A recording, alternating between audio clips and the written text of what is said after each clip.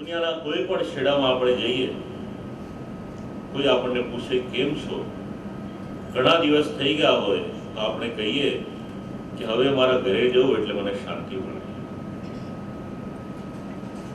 મોંઘામાં મોંઘી હોટલ હોય, મોંઘામાં મોંઘી રૂમ હોય, સારામાં સારી બધી ફેસિલિટીઝ હોય, કંઈ વાંધો ન હોય, તે છતાં પણ આપણને ઘર યાદ આવે. આ આપણી અહંતા અને આપણી મમતા, આપણી મતિ, આપણી બુદ્ધિ, એને આપણે સાથે લઈને જ જઈએ. અને મનને કે આપણી બુદ્ધિને કોઈ પણ દેશમાં જવાને માટે વિઝા લેવો નથી. અહીંયા બેઠા બેઠા આપણે જે દેશમાં જવું હોય ત્યાં જઈને પાછા આવી જઈએ. એની ગતિ જેટલી બધી છે. ભગવાનના શ્રી ચરણોમાં પોતાની બુદ્ધિ અર્પણ કરી, ભગવાનના સ્વરૂપના ગાન કર્યા. મહાભારતના યુદ્ધના પ્રસંગમાં ભગવાને કરેલો અનુગ્રહ એક એક શ્લોકમાં ભીષ્મ પિતામહ યાદ કરી રહ્યા છે. ભગવાનનું સ્વરૂપ કેવું, ભગવાનની કૃતિ કેવી, મોટા કઈ રીતે બની શકાય, ભીષ્મ પિતામહના આ બધા શ્લોકો સમજાવે છે. ભગવાને જે કર્યું એ દરેક નથી કરી શકતા. આપણે જ્યાં પ્રસંગ હોય, એકની કરતા વધારે ગાડી જોઈતી હોય, આપણે આપણા કોઈ મિત્રને કહીએ, આપણા સગાવાલાને કહીએ કે ભાઈ પ્રસંગ છે, ગાડી મોકલી આપો. એ ગાડી મોકલી આપે. પણ ભગવાન ભારત તો રથ મોકલી આપે, પણ રથ નથી મોકલ્યો, રથ જાતે ચલાવે. જેમના એક એક રૂમમાં એક એક બ્રહ્માંડ છે, એ ભગવાન અર્જુનજીનો રથ એ જાતે ચલાવે છે. જ્યારે યુધિષ્ઠિર રાજાને ત્યાં યજ્ઞનો પ્રસંગ હોય છે, ત્યારે ઋષિમુનિઓ અને બ્રાહ્મણો ભોજન કરી લે એટલે એમની એઠી પત્તલ આ ભગવાન ઉપાડે છે.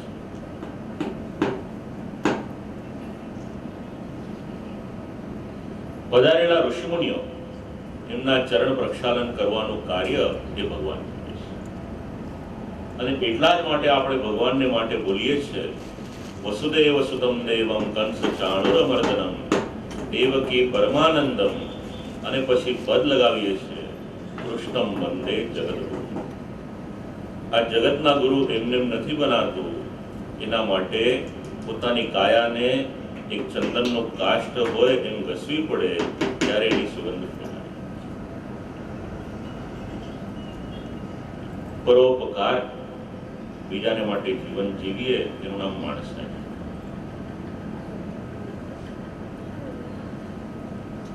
યુદ્ધ ભૂમિના પ્રસંગમાં અશ્વને પરિશ્રમ થાય, ઘોડાઓ ખાય. ભગવાન જાતે રથમાંથી ઉતરે, એના માથા પર હાથ ફેરવી એને પાણી પીવડાવે, એને ખોરાક આપે અને એની સેવા કરે. સ્તુતિ કરતા કરતા ભીષ્મ પિતામહનું મન ભગવાનમાં જોડાયું. આકાશમાંના દેવતાઓ વસુઓ પ્રસન્ન થયા. 8 વસુઓમાંના એક વસુ ભીષ્મ પિતામહ છે.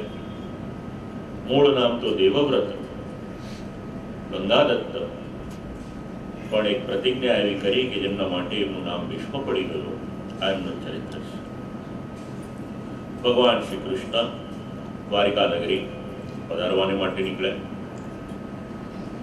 યુધિષ્ઠિર રાજાનું રાજ્ય એનું વર્ણન કર્યું કે રાજ્ય કેવું હતું. કામમ વર્ષ પર્જન્ય સર્વ કામ દુદામહી.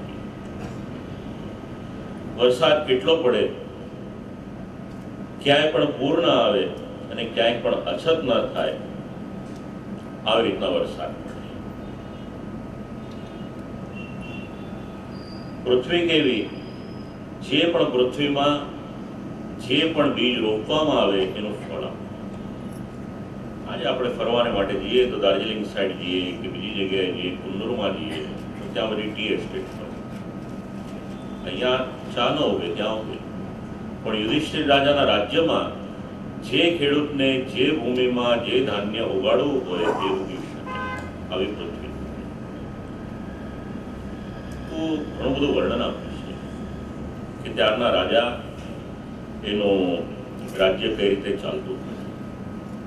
ભગવાનની સવારી નીકળી, છત્ર ચામર ઇત્યાદિ ઢોળવા માટે. આપણને ગરમી લાગે તો અહીંયા આગળ એર કન્ડિશન ચાલુ કરી. ભગવાનને પરિશ્રમ ન થાય એટલે ત્યાં આગળ ચામર રાખવામાં આવ્યું. ચામર એટલે ખબર છે નહીં? એક હેન્ડલ પર એની ઉપર એક પુષ્પનો વાળનો ગુચ્છ હોય સફેદ રંગનો, અને એ આમ આમ કરીને એને ઢોળવામાં આવે. એનાથી સુખ થાય. હવે આપણને ગરમી લાગે તો એર કન્ડિશન કે પંખા ચાલુ કરવા પડે. ઠાકોરજીના સુખને માટે આ ચામર રાખવામાં આવે. ચામર હાથમાં હોય તેને વીંજવું પડે. વીંજીએ એટલે એમાંથી પવન આવે. પણ અહીંયા જે ચામર હતું એ સામાન્ય ન હતું. હિમાલયમાં ચમરી નામની એક ગાય થતી હતી. એ ગાયનું પૂંછડું, એના જે કેશ હોય એના દ્વારા આ ચામર સિદ્ધ થાય. એટલે શ્રી ઠાકોરજીની સન્મુખ પધરાવે એટલે એમાંથી સ્વતઃ સરસ મજાનો શીતલ પવન એ આવે.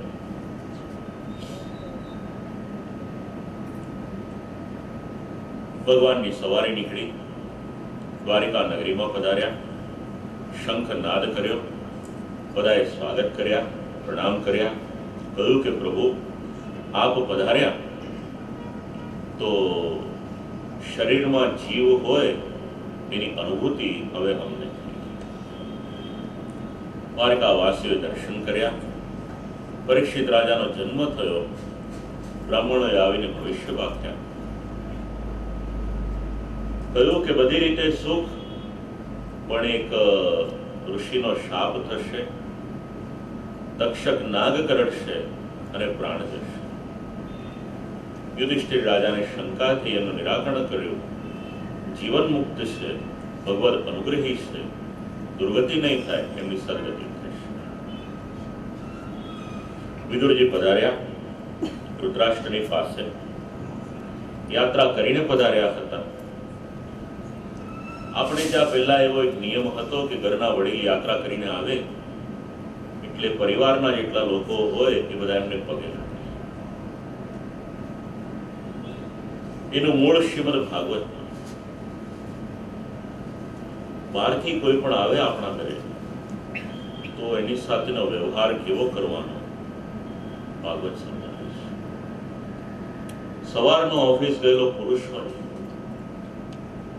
સાંજે ઘરે આવે. હવે પુરુષ ઘરે આવે અને પત્નીનો કે પરિવારના લોકોનું મન એ ટેલિવિઝનના રસમાં લાગેલું હોય તો એને તકલીફ થાય. પુરુષે ખૂબ જ પ્રસન્નતાથી પત્નીને 5 લાખના 10 લાખના હીરાના કંકણ કરાવી આપ્યા. હવે પતિને જલ આપવાનું પડે.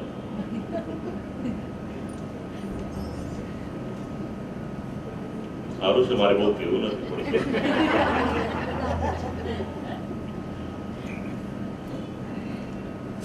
બુદ્ધિશાળી શ્રોતાઓનો ફાયદો છે.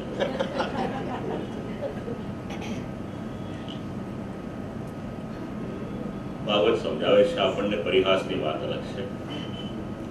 બહારથી પધારેલા વિદુરજી બિરાજવાને માટેના ઉત્તમ આસન આપ્યા. ઘરના બધાએ આવી પ્રણામ કર્યા, પગે લાગ્યા. યાત્રા એનો થાક દૂર કરવાને માટે ભોજન ઇત્યાદિ કરાવ્યા. સ્વસ્થ થયા ત્યાર પછી એમની સાથે બીજી બધી વાત કરવાની શરૂઆત. કોઈ પણ આપણે ત્યાં આવે સુખેથી એને બેસાડી,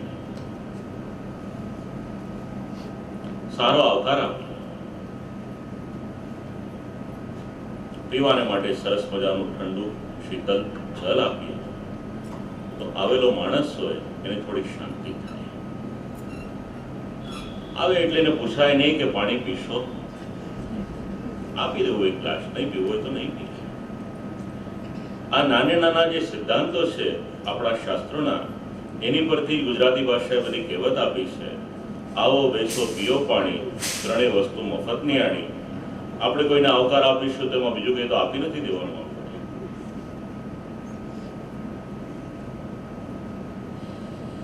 અભિસંગમ્ય વિધિવત પરિષ્વંગા વિવાદની તમ ભુક્તવંતમ વિશ્રાંતમ આસીનમ સુખમાસને પ્રશયાવનતો રાજ પ્રાહ તેષામ ચ શૃણ્વતામ. યાત્રામાં ક્યાં ક્યાં પધાર્યા એ બધો વૃત્તાંત પૂછ્યો, બધી વાત ગઈ. શ્રી ઠાકોરજીના પધારવાના સમાચાર ના આપ્યા. વિચાર કર્યો કે મારો ભાઈ ધૃતરાષ્ટ્ર એને મુક્ત કરું. રાત્રિનો સમય થયો. વિદુરજી આવ્યા છે ધૃતરાષ્ટ્રની પાસે. કહ્યું કે ભાઈ, ક્યાં સુધી જીવવાની આશા રાખીશ? યુદ્ધ થઈ ગયું, તારા 100 પુત્રો હોય તો યુદ્ધ ભૂમિમાં ખપી ગયા.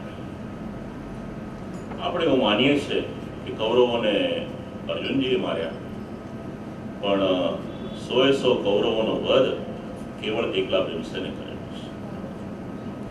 ધૃતરાષ્ટ્રને કોઈનો ડર હતો તો કેવળ અને કેવળ એક ભીમસેનનો હતો. એ સમર્થ હતા. ભીમસેન એક ગર્જના કરે તો સામેવાળાના હૃદયના ધબકારા એમને બંધ થઈ જાય એટલા સમર્થ હતા. આજે આપણા બાળકો WWF જુએ છે, એ બધા રેસલરને ઓળખે છે, પણ જે આ પુરાણના પાત્રોમાં 10,000 હાથીનું બળ હતું, વિચાર કરો, 10,000 હાથીનું બળ એક માણસનું. એવા પાત્રોને આપણા સંતાનો ઓળખતા નથી. આપણા માટે દુઃખની વાત છે. આવું એક પાત્ર નથી, અનેક પાત્રો છે પુરાણમાં. કહ્યું, રાજન નિર્ગમ્યતામ શીઘ્રમ પશ્યેદમ ભયમાગતમ. રાજા, નીકળો અહીંયાથી. બે આશા છે જીવનમાં, ક્યારે પણ પરિપૂર્ણ થતી નથી. જીવિત આશા ધનાશા ચ જીર્યતોપી નશ્યતિ. એક જીવન જીવવાની આશા, 100 વર્ષનું આયુષ્ય મળે અને કાળ આવે તે છતાં પણ એવો જ વિચાર આવે કે બસ આટલું જ જીવવાનું, મારે આની કરતા વધારે જીવન નથી. આ જીવન જીવવાની આશા. અને બીજી ધનની આશા. જેટલું મળે એટલું ઓછું જ લાગે, એ ક્યારેય પણ પૂર્ણ ન થાય. આ બે આશા એવી છે કે જીવનમાં ક્યારેય પણ પરિપૂર્ણ.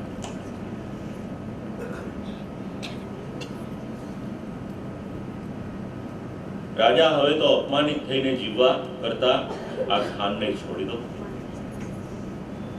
નીકળ્યા ત્યાંથી. ગાંધારીજી એમની સાથે પધારે છે. 5 દિવસ થયા. એકાંત સ્થાનમાં એક પર્ણકુટીમાં આગ લાગી, એમાં એમના પ્રાણ ગયા. યુધિષ્ઠિર રાજા અપશુકન દેખાયા અનેક. વિચાર કરતા હતા કે અર્જુન ગયા છે, પાછા આવ્યા નથી. ઘણા બધા અપશુકન દેખાયા. શુકન અને અપશુકનનું આખું જ શાસ્ત્ર આપણા ધર્મગ્રંથોમાં છે.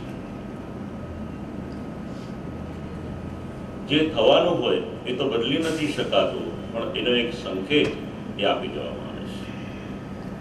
ઘરની બહાર નીકળીએ, કોઈ બ્રાહ્મણ મળે, કોઈ ગાય મળે, કોઈ સૌભાગ્યવતી સ્ત્રી મળે, કોઈ કુમારિકા મળે, તો આ બધા શુભ સંકેતો છે, સારા શુકન છે.